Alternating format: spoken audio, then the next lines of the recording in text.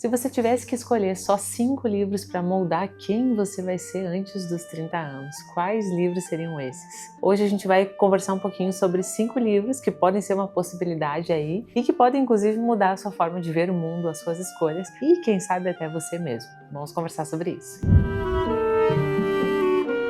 Quando a gente pensa no desenvolvimento que nós temos dos 20 aos 30 anos, a gente sabe que esse é um período assim muito conturbado e muito variado também, né? Aquela coisa, a gente tem amigos nessa faixa etária que casaram e têm filhos, tem outros amigos que estão começando a faculdade, tem outros amigos que ainda estão pensando o que fazer da vida. Essa fase dos 20 aos 30, de fato, é uma fase muito definidora de muitas coisas, mas ao mesmo tempo também é uma fase muito incerta. E a gente começa a ter outras descobertas, a gente também tem as nossas inseguranças, decisões importantes que a gente toma nessa década, talvez seja uma das décadas mais decisivas da nossa vida de uma certa forma, né? Essa década que a gente vai definir mais ou menos a nossa profissão, né? Muitas vezes isso ainda está muito nebuloso, a gente precisa pensar muito sobre isso e por ser uma década muito decisiva, eu acho que a literatura e a leitura no geral pode ter um papel muito fundamental para que a gente consiga passar por esse período com reflexões mais profundas, mais pertinentes e nos ajudar de fato a pensar sobre nós mesmos e a nossa vida. E vejam que esse vídeo de fato é uma lista para até os 30 anos, porque é a minha idade, então é onde eu tenho conhecimento de causa, não é mesmo? Mas a gente também poderia certamente pensar em outras leituras para os 40, para os 50, para os 60 anos, e cada momento da vida vai nos falar de formas diferentes, e é muito interessante porque um mesmo livro pode ser lido a cada década e a gente vai tirar dele, se for um bom livro, grandes reflexões e diferentes reflexões para cada momento da nossa vida. Então, os livros que eu vou trazer aqui para vocês hoje, talvez vocês já tenham lido, talvez ainda não, e pode ser que seja uma boa pedida para esse período de grandes definições na nossa vida. A gente vai pensar um pouco sobre identidade, sobre propósito, sobre prioridades, sobre as nossas emoções, sobre o nosso objetivo de vida e muitas outras coisas. A primeira indicação que eu quero dar para vocês é A Divina Comédia, do Dante Alighieri. Aquele livro que todo mundo já ouviu falar e nem todo mundo tem a coragem de começar. Afinal, a gente sabe que não é uma leitura das mais fáceis, mas certamente é uma das mais recompensadoras. A gente está falando então de um livro escrito pelo Dante, que é um escritor italiano de Florença, escrito ali no século XIV e que é um grande épico medieval, porque a gente vai acompanhar a jornada do Dante, acompanhado pelo escritor Virgílio, passando pelas dimensões do inferno, do purgatório e do paraíso. E vejam que em toda essa jornada que o Dante vai fazendo, a gente vai percebendo essa jornada espiritual, porque é onde o livro está inserido, mas ao mesmo tempo é um livro que nunca vai se reduzir apenas à dimensão religiosa ou espiritual propriamente dita, porque é certamente é um dos grandes pilares da nossa literatura ocidental. E sendo assim, a gente tem um livro que trata de reflexões que são, sim, espirituais e religiosas da sua época e de todas as épocas, mas ao mesmo tempo a gente também tem reflexões que vão tocar em dimensões morais, em questões éticas, em questões sociais da época, simbólicas. Então tem muita coisa acontecendo quando a gente lê a Divina Comédia. Um dos pontos-chave é a gente pensar que o inferno pode ser uma grande metáfora das falhas humanas, em que a gente vai percebendo ali nos círculos do inferno, Dante vai passando por cada círculo e aí vai percebendo nesses círculos quais são os grandes vícios daquelas pessoas, que tipo de punição elas receberam, e isso é sempre uma experiência muito interessante para pensar nos nossos próprios vícios, que não necessariamente vão ser o cigarro, a bebida, seja lá o que, o açúcar, mas muitas outras coisas, comportamentos viciosos, e é muito legal fazer essa reflexão a partir desse texto literário. Quando a gente pensa no purgatório, a gente começa a ver um caminho de transformação, porque afinal, religiosamente falando, o purgatório é um lugar onde as pessoas estão se purificando, se purgando de coisas ruins que elas fizeram, mas estão ali, digamos que salvas. Então há um tom de esperança em todo o livro. E quando a gente olha para isso concretamente na Divina Comédia, a gente percebe isso, esse tom de transformação que vai nos ajudar a pensar também na nossa saída, digamos assim, na nossa forma de elevação e de superação dos erros e dos vícios, enfim. E aí, para finalmente chegar no paraíso, que é apoteótico, assim. O livro do Paraíso, dentro da Divina Comédia, é belíssimo, sem palavras de belíssimo, porque ele é, de fato, um livro que vai trazer todo um caráter de exaltação e de contemplação que é único na nossa literatura. Então, a gente consegue entender o Paraíso como esse espaço dentro desse livro e, enfim, na nossa leitura, como um espaço de transcendência. Não somente do ponto de vista religioso, volto a dizer, mas como um todo. Essa experiência de transcender, né, de sair do plano simplesmente material e imediato e pensar em coisas mais elevadas. E vejam que, por que a gente pode ou precisa ou, enfim, pretende ler esse livro antes dos 30 anos? Primeiro porque é um livro que vai nos provocar reflexões sobre escolhas, uma questão ética, uma questão de propósito. Então a gente vai sim pensar nesse livro como uma grande jornada para dentro de nós mesmos. Essa jornada do Dante, em que ele faz, passando por essas etapas do inferno, do purgatório e do paraíso, não deixa de ser uma jornada para dentro de si mesmo, em que ele vai olhando para o pior e para o melhor que está dentro dele. E quando a gente faz essa leitura é como se a gente fizesse a mesma coisa. Então a gente consegue fazer toda uma reflexão sobre o nosso sentido da vida, sobre os vícios que nós temos, sobre as virtudes, uma jornada de fato para o nosso interior, para pensar inclusive no sentido da nossa vida. E eu acho que esse é o tipo de reflexão essencial para a gente fazer até os 30 nessa década tão definidora, porque é de fato o que vai nos fazer aprofundar melhor as escolhas. Porque vejam que a gente já falou aqui em vários outros vídeos que tudo começa pelas ideias, né? E quando a gente tem uma ideia sobre a nossa vida, as escolhas que nós tomamos vão acabar sim indo de encontro com essa ideia,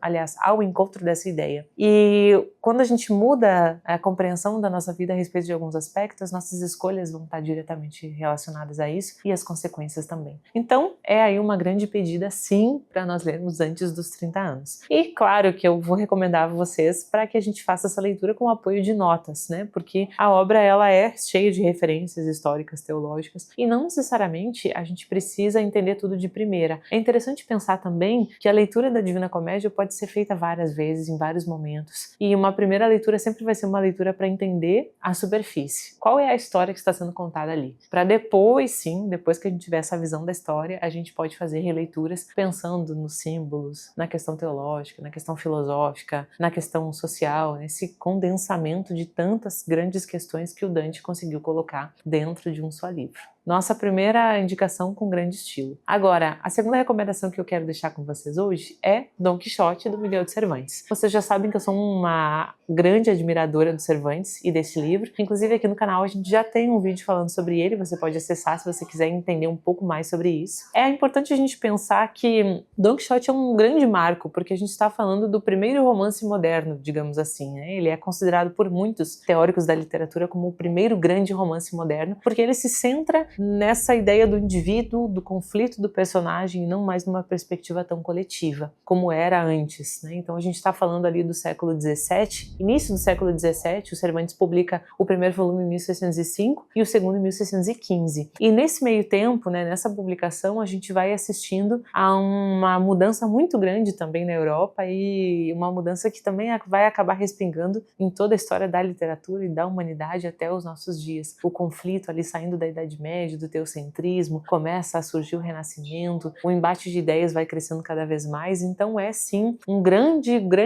livro que vai trazer como ponto-chave, de certa forma, o conflito entre a realidade e a imaginação, e o Dom Quixote como um grande símbolo do idealismo, enquanto o Sancho Panza é um contraponto que é pragmático. É como se fossem as duas faces de uma mesma pessoa. Aquela pessoa que idealiza, que quer viver grandes sonhos, mas que ao mesmo tempo tem que pensar na vida prática, né? Tem que pensar na parte pragmática da vida. E esse grande livro, o Dom Quixote, ele não à toa é um dos maiores símbolos literários que nós temos até hoje, porque nós estamos falando de um livro que tem muitas camadas de interpretação. Então, tem a questão da novela de cavalaria histórica, tem toda a questão do contexto da Espanha, e tem a própria figura dos personagens que são encantadores, né? Não tem como não se apaixonar pelo Dom Quixote e pelo Sancho Panza desde o início do livro, porque é essa mistura de humor com leveza, com reflexão profunda sobre a vida. Dom Quixote é demais, de fato, né? E que tipo de reflexão a gente poderia fazer com isso? Vejam que Dom Quixote nos ajuda a pensar muitas coisas diretamente relacionadas às decisões que nós tomamos nessas décadas aí, nessa década até os 30. Uma delas é pensar até que ponto vale a pena sustentar os nossos sonhos. Aqueles dilemas que nós temos de ter o sonho de trabalhar com determinadas coisas e aquela coisa parece tão inatingível, e a gente vai trilhando o nosso caminho de vida, tendo esses sonhos ali existindo, e às vezes a gente se decepciona muito, às vezes alcança, é sempre uma mistura de tantos dilemas, né, nessa época, e é muito interessante pensar que esse livro pode nos ajudar a pensar um pouco, colocar os pés no chão e pensar um pouco nisso, né? Na sustentação dos nossos sonhos, ou até que ponto a gente pode ir atrás dos nossos sonhos. É um livro também que nos ajuda a pensar muito sobre loucura e lucidez. Em um século que a gente tem vivido aí massivamente problemas com ansiedade, com depressão, com muitas outras coisas, sempre é bom pensar nesses aspectos, né? De lucidez, de quem está vendo a coisa real como as coisas são. Então fica aí também esse ponto de reflexão do Don Quixote que eu acho muito, muito interessante. E vejam que quando a gente pensa, bom, mas então como que ele pode ser uma leitura de certa forma útil antes dos 30 anos? Eu penso que ele pode nos ajudar primeiro a equilibrar um pouco a nossa ambição entre o nosso sonho e a nossa realidade. Então a gente pode ter um pouco essa reflexão daquilo que a gente idealiza, não só de sonhos do tipo, eu quero ser astronauta, eu quero ser diretor de cinema. Não estou nem me referindo a sonhos só no plano de profissão, mas tudo que nós almejamos e sonhamos de alguma forma na nossa vida, seja do ponto de vista material, intelectual, profissional, pessoal, em qualquer dimensão da nossa vida, amoroso, enfim, sempre a gente vai ter esse embate entre aquilo que a gente sonha e aquilo que a gente consegue realizar, que está ao nosso alcance. Então o Don Quixote é um bom livro para pensar sobre isso. Ele também questiona um pouco a forma como nós enxergamos o mundo. Afinal, o Don Quixote sempre é aquele ponto de contradição. Todos ao redor dele estão pensando de uma forma, ele está lá pensando de outra. Todos ao redor dele agem de uma maneira, ele está lá agindo de outra. E a gente pode pensar um pouco nessa ideia da pessoa que vai contra a corrente, da pessoa que tem coragem de erguer-se com a sua própria ideia, né, em um mundo massivamente que está pensando da mesma forma e ter essa voz de contradição de certa forma. Então é um ponto aí interessante para pensar sobre o Don Quixote. E claro, a gente também vai pensar, quando a gente pensa no Don Quixote, a gente vai pensar, bom, aos 30, o que nós podemos sonhar, o que é possível realizar? A gente sabe que ainda é o início da vida. Dante vai dizer que é o meio da vida, il mezzo del cammino. Mas ainda assim, a gente pode pensar assim sobre a fidelidade aos nossos valores, sobre até que ponto nós estamos dispostos a ir para nos manter fiéis àquilo que nós acreditamos, mesmo que isso custe tudo, como custou o Don Quixote. Então, vejam que quando a gente pensa no Don Quixote, a gente não está pensando só nessa história cheia de humor e tudo mais, mas a gente está pensando sim numa história de grandes reflexões para o hoje da nossa vida. Agora, essa questão é interessante porque agora a gente pode pensar na terceira indicação, que eu, enfim, quando eu pensava nessa lista aqui, eu pensei, bom, não tem como deixar esse livro de fora, porque o protagonista desse livro, ele justamente vive a década dos 20 aos 30 anos na história. Eu tô falando da Montanha Mágica, do Thomas Mann, que é uma obra monumental, espetacular, sem precedentes, é realmente uma grande leitura, não só do tamanho, mas né, na robustez das reflexões. E é uma história sobre um rapaz, que é o Hans Castor, que ele está indo visitar um primo num sanatório nos Alpes Suíços, com um plano de ficar ali 3 semanas, e ele acaba ficando no sanatório 7 anos. E é muito interessante porque quando começa a história, o Hans está com 23 anos. E como ele fica 7 anos, fazendo as contas óbvias, vocês já viram que ele vai terminar o livro com 30. Eu pensei, bom, se tivesse que fazer um vídeo sobre um livro para ler antes dos 30, eu acho que seria, sim, A Montanha Mágica. Não só pelas reflexões, mas enfim, né? Porque o Thomas Mann já nos deu essa reflexão aí de bandeja, né? Pronta para nós pensarmos sobre isso. Agora vejam que nós estamos falando de um livro escrito ali no início do século XX, no período entre guerras. O Thomas Mann começa a escrever A Montanha Mágica antes da Primeira Guerra e termina depois da Primeira Guerra. Então é um livro atravessado por muitas questões ali da Europa do início do século XX, desse período muito conturbado que foi a Primeira Guerra e também as tensões que estavam preparando já a Segunda Guerra. E é um livro que vai falar sobre tempo, sobre doença, sobre formação intelectual e o tema que atravessa o livro inteiro, que está sempre ali, é o tema da morte. Não só por causa das doenças que os personagens estão vivendo dentro do sanatório, essa presença da guerra que paira sobre o sanatório, ela é também algo que atravessa toda a história, essa relação próxima com a morte. Algo que quem trabalha com a saúde já está acostumado, né? Afinal, quem tem esse contato com o médico, com o enfermeiro, enfim, está acostumado a conviver com a morte de uma forma muito mais próxima do que quem não trabalha nessa área. E esse livro nos ajuda a nos colocar um pouco nessa realidade, né, de convívio concreto e mais próximo com a morte e com a doença e com essas coisas que nem sempre a gente quer pensar, mas não faz isso de uma forma pesada, não é que seja um livro triste ou mórbido ou meio tétrico até, mas é na verdade uma reflexão muito realista sobre a nossa própria vida. E nesse livro o sanatório ele vai funcionar como um microcosmo da sociedade não só europeia, mas mundial, no meio de um monte de discussão filosófica e política entre os personagens. É também uma leitura muito boa para amadurecer o nosso pensamento, porque o livro ele está escrito num formato muito parecido com os grandes diálogos filosóficos. Então a gente tem grandes diálogos discorrendo sobre as questões ali da humanidade como um todo, as correntes filosóficas da época, os dilemas ali dos regimes totalitários, tudo aquilo que vai permeando a reflexão do momento. E esse livro consegue nos dar, digamos que um fôlego de reflexão que talvez nós, por nós mesmos, ainda não tenhamos. É inclusive um livro que eu acho muito bom para quem quer se preparar para a leitura e para o estudo da filosofia, porque ele começa a colocar, digamos que, essa estrutura de pensamento,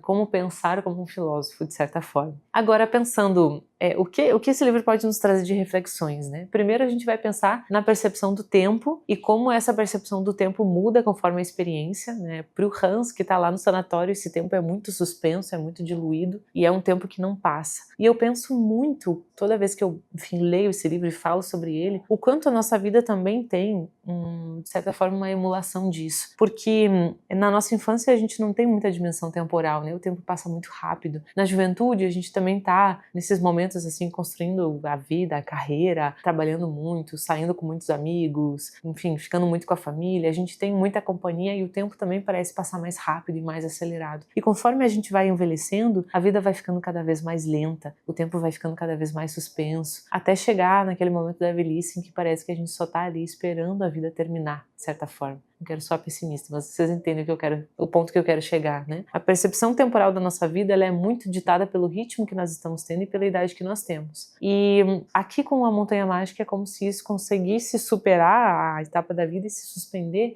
de uma forma que a gente consegue pensar o tempo fora da nossa faixa etária, fora da nossa idade. A gente consegue refletir sobre isso de uma forma muito concreta. E é muito interessante porque o livro também nos ajuda a pensar a juventude como esse período de formação e de conflito, porque é um período de amadurecimento do protagonista, em que ele está ali construindo ideias, debatendo, amadurecendo seu pensamento, e é um momento em que ele vai também fazendo escolhas muito importantes. Eu não quero ser fatalista e dizer que acho que os 20 são um momento decisivo, acho que não é para tanto, mas de certa forma essa década dos 20 é uma década em que a gente já fez muita coisa, e a gente ainda tem essa sede de fazer muitas outras coisas, e esse amadurecimento de pensamento é essencial para a gente seguir a vida agora da melhor forma que a gente puder e com a visão mais acertada com quem nós queremos ser. Acho que esse é um ponto importante. Agora, por que ler A Montanha Mágica antes dos 30? Não só por tudo que eu já falei até agora, mas porque A Montanha Mágica é um romance de amadurecimento profundo e é um romance que nos ajuda, sim, a compreender as nossas crises pessoais e também pensar a crise histórica. Vejam que hoje nós estamos num momento do mundo em que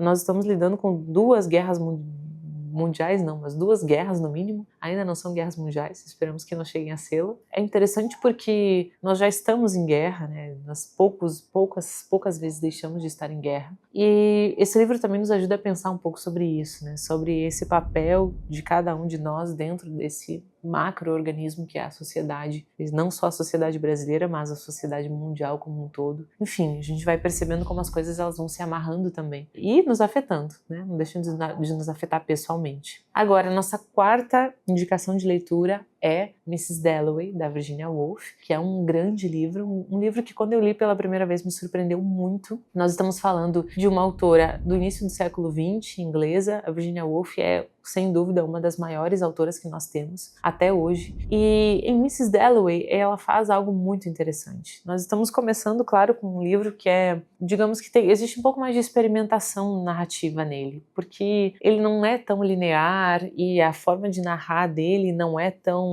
constante, nós não temos fatos tão marcados, né, de aconteceu isso e depois aquilo e depois aquilo. A Virginia Woolf, ela nos mergulha num fluxo de pensamento que nos faz entrar na cabeça dos personagens de uma forma muito interessante. Um dos recursos que a Virginia Woolf faz também é usar um recurso na literatura muito usado também por outros escritores, que é o narrador onisciente múltiplo. Vejam que nós vamos mudando o foco da narrativa, a gente começa com a protagonista, que é a Clarissa Dalloway, e depois a gente vai, o narrador narrador vai nos dando foco de vida dos outros personagens e a gente vai entrando na cabeça desses outros personagens e vai tendo um grande arcabouço de reflexões, de fluxos de pensamento. É uma narrativa primorosamente psicológica e nos ajuda a pensar muito sobre as questões de tempo, de memória, principalmente de subjetividade. O que eu mais gosto nesse livro é o fluxo de consciência, porque é como se eu estivesse escutando o meu próprio pensamento, de certa forma. Eu acho que poucos livros conseguem tão bem replicar, digamos assim, imitar o nosso fluxo de pensamento, que às vezes a gente não presta atenção. Veja que se você parar para prestar atenção nos seus pensamentos dentro de meia hora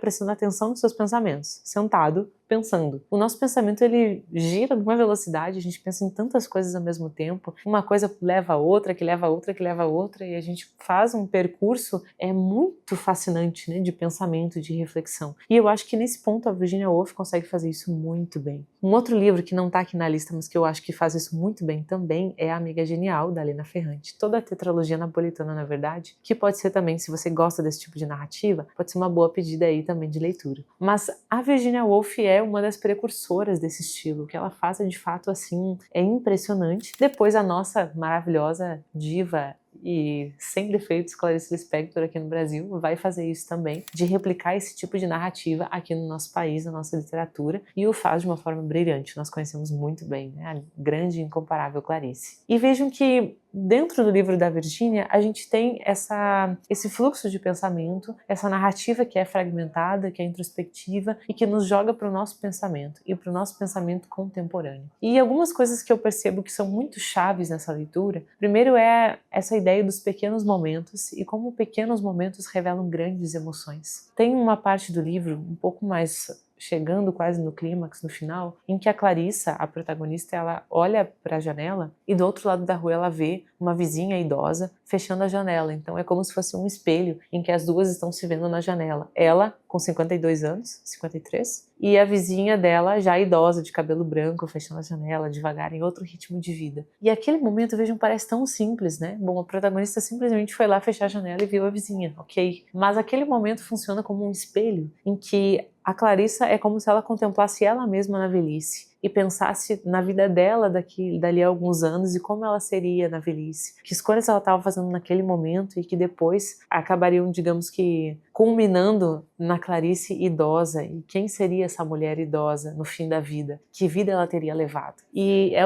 sem dúvida, o trecho do livro que eu mais gosto. E vejam que esse livro nos ajuda a pensar muito sobre esses pequenos momentos, que são essas grandes epifanias, que a Clarice Lispector faz muito bem também. E pensar a vida interior, essa vida interior que é tão importante para a gente pensar e para a gente refletir sobre os acontecimentos que são externos a nós. Outra coisa que esse livro trata muito é a forma como o passado molda o presente. Porque o tempo todo, não só a Clarissa, mas os outros personagens, eles meio que voltam para a sua juventude, né? Eles estão ali na faixa dos 50 e poucos. E aí eles voltam para a sua juventude para lembrar de quando a Clarissa conheceu o marido, né? O Mr. Dalloway, quando eles se conheceram, por que ela escolheu casar com ele, o outro pretendente que ela tinha, por que ela escolheu, não escolheu aquele, mas escolheu o Mr. Dalloway, quem ela seria, e toda essa ideia da consequência das escolhas da juventude. E eu acho que nesse ponto, esse livro é uma leitura muito legal para a gente fazer enquanto ainda somos mais jovens, para pensar nessa importância das nossas escolhas, porque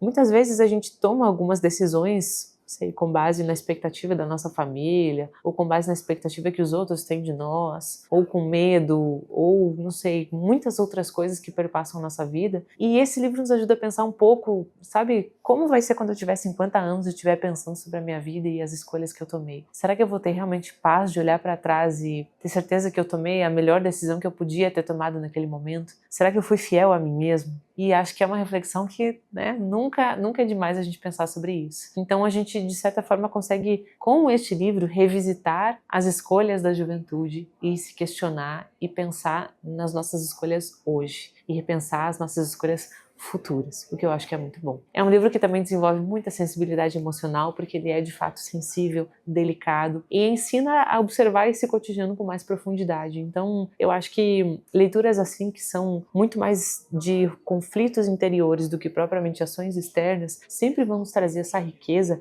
de olhar para nós mesmos com mais atenção. E é uma das coisas que a literatura faz magistralmente, que é potencializar a nossa percepção sobre a nossa própria vida. Vejam que às vezes a gente está vivendo de uma forma muito embotada. O que eu quero dizer com isso? A gente vive no automático, a gente não tem muita noção concreta das coisas, das pequenas coisas, da consequência das nossas ações para o outro, de dizer determinada palavra para aquela pessoa que a gente ama, enfim. E a literatura às vezes consegue nos abrir os olhos de uma forma que só ela consegue, porque aí a gente percebe, de fato, o peso da nossa vida, das nossas escolhas, das nossas ações e o quanto isso reverbera não só dentro de nós, mas também naqueles que nos cercam. E por fim, eu acho que a gente pode pensar assim o Mrs. Dalloway como uma forma de não viver a vida de outra pessoa, mas viver a nossa vida. E eu acho que essa é uma reflexão que é assim muito válida nesse livro, então fica aí como nossa quarta recomendação. E o quinto e último livro que eu separei, foi difícil pensar em apenas 5. Se você acha que tem que ter uma parte 2, comenta aqui embaixo que eu trago mais livros aí para ler antes dos 30, se der tempo.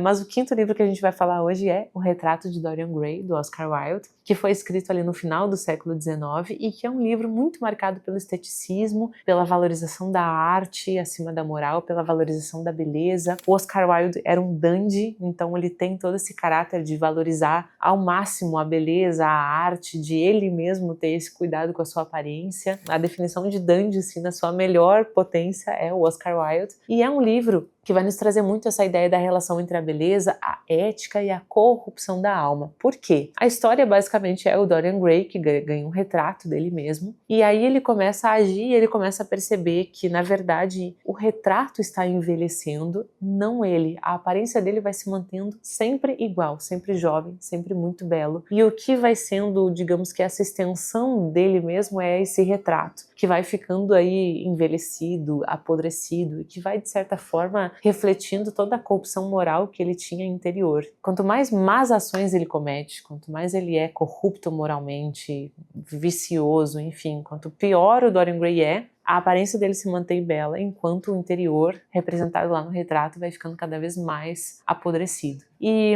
é um grande livro que traz muitas reflexões assim impressionantes. Foi uma leitura que me marcou profundamente. A gente vai ter uma prosa muito elegante, porque o Oscar Wilde escreve muito bem, marcada por diálogos mais filosóficos, e a gente tem inclusive uma presença grande de aforismos, que são aquelas frases mais curtas que condensam uma ideia completa. Então, são vários momentos do livro que a gente percebe esses aforismos espalhados com essas reflexões e essas provocações morais também, porque a gente vai pensar bastante sobre toda essa dimensão, esse conflito da aparência, da vaidade, daquilo que nós aparentamos para aquilo que nós somos de verdade. E acho que um ponto muito importante de reflexão aqui é pensar no retrato do Dorian Gray como um espelho da consciência. Então, esse personagem acaba encarnando um pouco esse símbolo da busca da juventude eterna, da vaidade, da aparência supervalorizada em detrimento daquilo que se é no interior. E o outro personagem, que é o Lord Henry, também vai encarnar um pouco essa ideia da influência intelectual ambígua, moralmente ambígua, porque afinal não é que ele seja exatamente a melhor influência para o Dorian. Uma grande parte da perdição do Dorian acaba se dando sim ao Lord Henry. Então, fica como um ponto de reflexão aí que eu acho que é essencial. E aí, o que a gente pode conectar isso com a nossa vida? Vejam, primeiro a gente pode pensar até que ponto a busca pelo prazer justifica as nossas escolhas. Porque chega um ponto da história em que o Dorian Gray, ele realmente só quer fazer o que dá prazer. Ele começa a viver uma vida totalmente hedonista, sem pensar nas consequências daquilo, mas paradoxalmente essa vida hedonista, que é dotada de muitos prazeres, pequenos prazeres, ela vai ficando cada vez mais vazia e mais vazia. E aí a gente pode inclusive pensar na nossa vida e usar esse livro como uma forma de refletir sobre isso. Será que na minha vida eu tenho buscado só as coisas mais prazerosas? Ou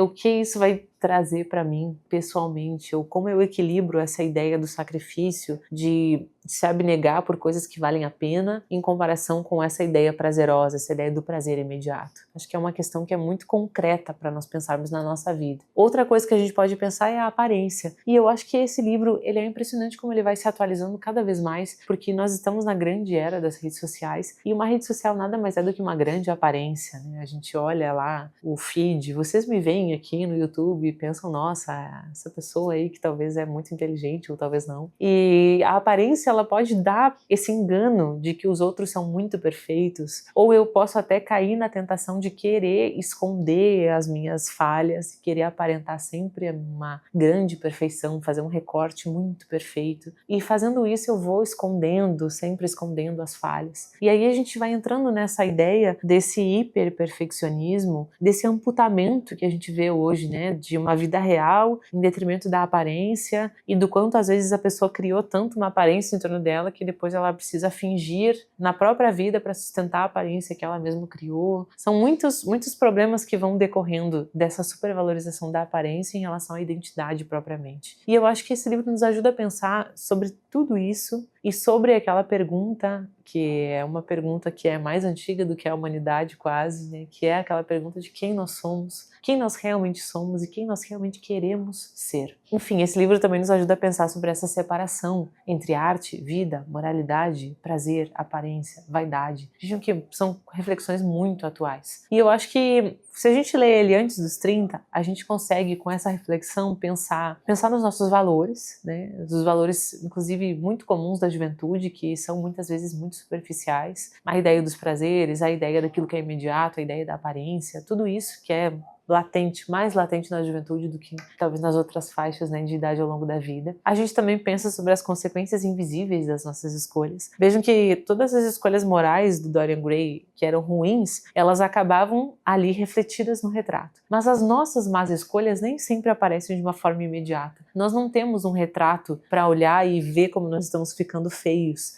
a partir daquelas más escolhas. Mas a gente, né, muitas vezes vai descobrir a consequência de determinadas coisas só há muitos anos depois, só quando a gente percebe uma decadência muito grande, enfim. Então a gente pode sim, de certa forma, se prevenir e pensar já hoje, nas escolhas que nós estamos tomando hoje e o quanto isso talvez pode acabar nos afetando no futuro. E o que eu mais gosto desse livro é que eu acho que ele coloca a aparência no seu devido lugar, porque o centro não é o que aparece. O centro é aquilo que está no nosso interior. E a aparência acaba sendo só essa casca, muitas vezes enganosa. E que a gente nunca se deixe enganar por essa casca, afinal. Vejam que esses livros que eu trouxe aqui para vocês hoje, eu sei que não são livros fáceis, e eu acho que eles nem devem ser. Nós estamos falando de leituras essenciais antes dos 30, então eu quis de fato trazer leituras que eu acho que contribuem concretamente para as reflexões que nós estamos vivendo nesse momento da nossa vida. Ainda assim, são obras que não vão ser lidas só hoje, mas que vão acabar assim nos acompanhando ao longo de toda a vida, e eu acho muito legal pensar nisso. Pensar no livro como um companheiro de vida, e o quanto a gente sempre pode voltar numa leitura mais maduros e repensar coisas que nós tínhamos refletido antes. E bom, se existe um momento ideal para encarar essas leituras, eu digo que é agora. Agora que nós ainda estamos iniciando a formação da nossa visão de mundo